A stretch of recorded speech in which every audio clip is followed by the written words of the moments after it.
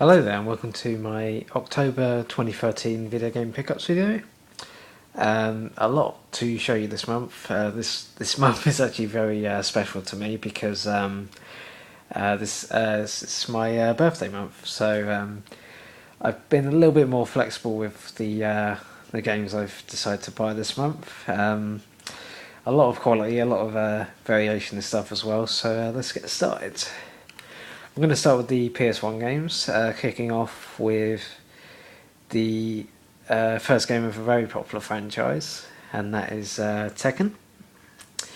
Now this is the sort of special cardboard sort of case. There's a little bit of damage there, but it is complete and everything. It's got the manual and the game. And I only got this in a charity shop for about £2, so £2 for a special edition sort of case, and as I said, like the start of a very popular franchise, you can't go wrong with that. So yeah, I sort of sided with Tekken 2, and that's still one of my favourite beat 'em ups of all time. But I thought I'd pick up the first one as well just to complete the set. Next up, we have Incredible Crisis. This game it's kind of a weird one. It's kind of similar to WarioWare, I guess, with like a lot of mini games and stuff. You play as like office worker who's gets into like a variety of different like crazy situations, and it like sort of those situations become a mini game. So yeah, it's kind of interesting. You don't really see a lot of games like this anymore, more sort of arcadey style games, but yeah, it seems pretty fun. Next up, we have two games from another popular series. This is, and some of you may be surprised by this, but I never played any of these games before. So I know some of you are going to be like, "Whoa!" but yeah, it's the truth. That is Spyro 2: Gateway to Glimmer and Spyro Year of the Dragon. Now I did get both of these on Facebook on a trading via a trading sort of group. The guy who sold me these did have the first one as well, but didn't have the manual. So I thought I'll just take the second and third one for now, and get the first one in the future. But yeah, because these came out at the time when I was sort of in my teens. I was sort of into more like violence and stuff like that. So looking at these games like a sort of cutie sort of dragons didn't really appeal to me at the time. But then when I noticed that it was made by Insomniac, who made the Ratchet and Clank games, which I absolutely love. Yeah, I thought I'd give these games a chance, and I only got these for like a tenner each. So I was quite pleased with that. I'm not going to play them until I get the first one, and sort of start from the beginning there. But yeah, I look forward to playing these. And last up for the PS1 games, I have Crash Team Racing. Now this is a game I did play a little bit of. I didn't actually own the game, but a friend of mine did, and yeah, it seemed pretty fun at the time. I didn't really get to play enough of it to say yeah, I'm going to buy it, but it was one that sort of I wanted to get at some point, just to give it a shot. So yeah, I'm kind of I'm enjoying it so far. I know people say it's sort of like a Mario Kart, but I wouldn't go. It depends what Mario Kart you're thinking of, but yeah, I wouldn't go that far. But yeah, it's still a really good racer, and for a first effort from like a developer like Naughty Dog who's never done a racing game, that's pretty damn good. It is pretty damn good. Right, next up we have the PS3 games. And I'm going to start with the most obvious one for this month, and that is Beyond Two Souls. This is the special sort of Steelbook edition. Just open it up.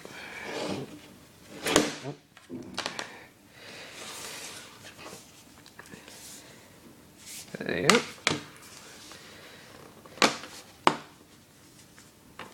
Obviously, the disc is in my sort of wallet, which I put all my sort of PS3 games in.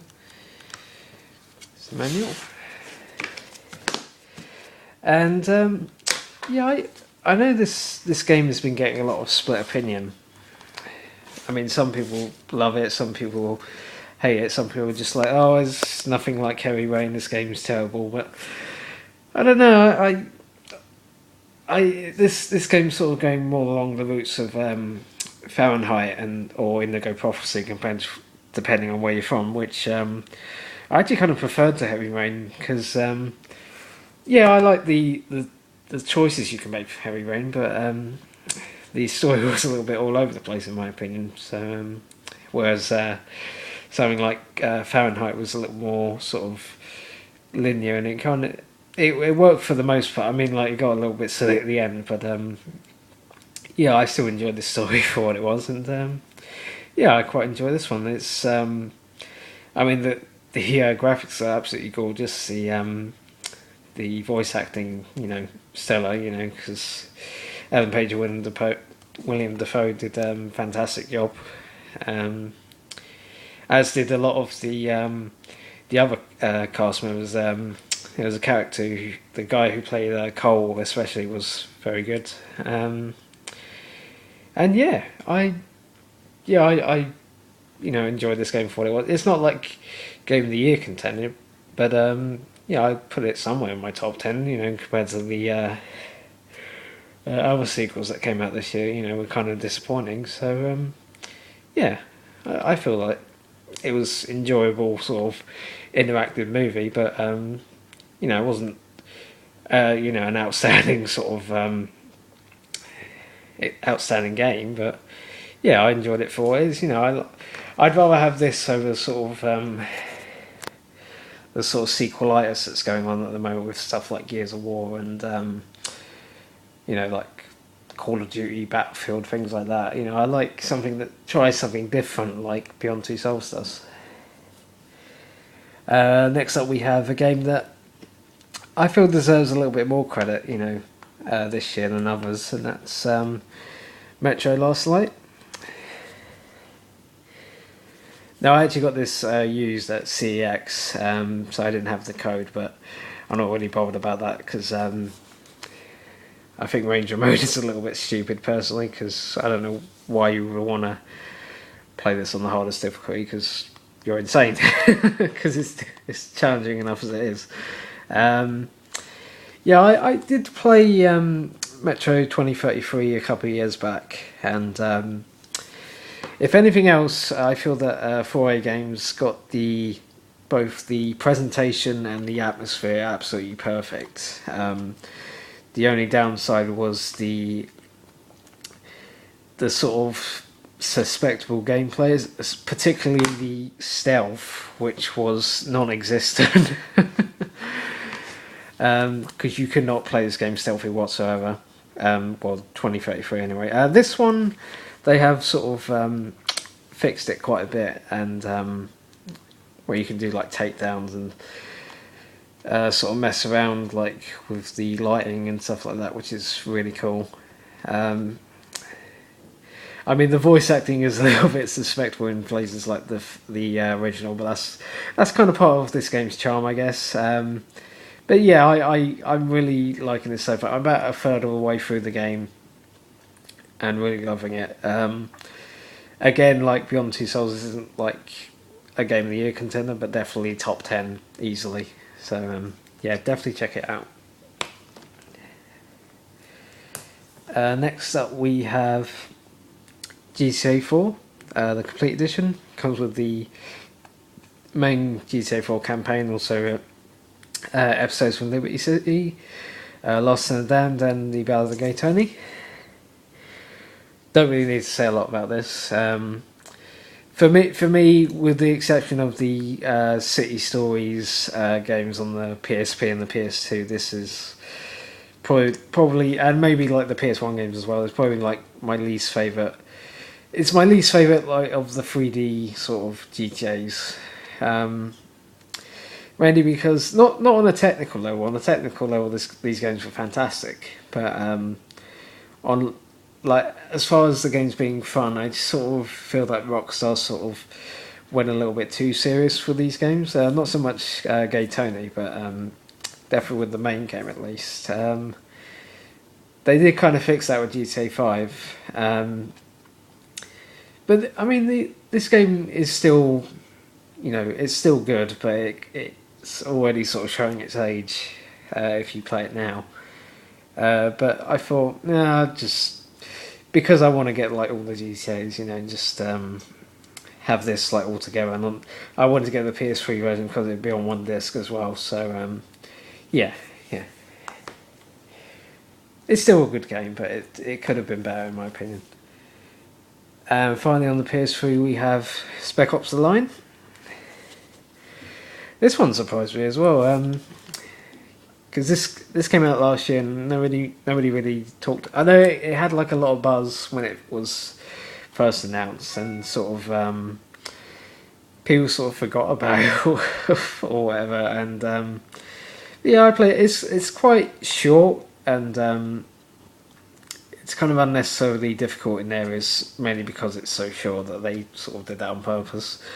But there's an interesting sort of story surrounding it. The sort of the sort of dark side of war, I guess you could say, and no sort of game developers really sort of gone into that sort of realm yet. And yeah, it makes it very intriguing to keep playing through and see how dark and twisted the story goes. And yeah, for what it was, I really enjoyed it. And there's also a lot of choices you could make as well, which can determine the like outcomes of certain things. So yeah, it was decent for what it is. I definitely wouldn't play it more than twice because the gameplay is kind of so-so, but the story kind of sort of hooks you a little bit. And now for the 360, first game I actually got for my birthday recently, and that's Diablo 3, or Diablo 3, or Diablo the Third, however you want to call it. Yeah, me and my three of my friends sort of have been doing 4-player co-op online for about 5 or 6 hours so far, and I'm really enjoying it. I don't usually like these kind of games because I played what was it, Sacred 2 a few years back, and oh god, that I really didn't enjoy that at all. Mainly because of the constant lag and frame rate issues it had, and the sort of sound, the lack of sound quality from it as well. But this one, it doesn't really do anything particularly new, but with like friends, it's a hell of a lot of fun. And if you have not played this, I highly recommend it because I'm absolutely loving it so far.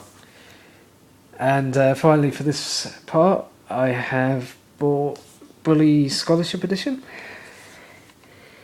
Now, I did have Canis Cadamedet for the PS2, which is what they called the game over here when it was originally released on the PS2.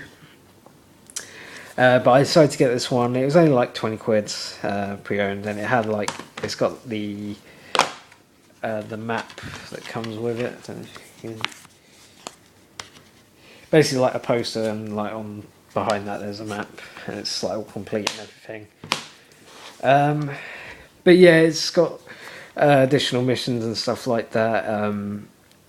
The quality of the graphics are slightly better, and yeah, I just thought I'd get the better version of this, and see and sort of compare it with the PS2 version. And it does look a lot better. It certainly fixes a couple of sort of small issues with the PS2 version, mainly like the draw distance and stuff like that, and like the loading times and stuff. But yeah, really, really good. If you have not played that game, I strongly recommend it. It's one of Rockstar's best. Okay, and that's it for part 1 of my October 2013 video game pickups. Please join me for part 2.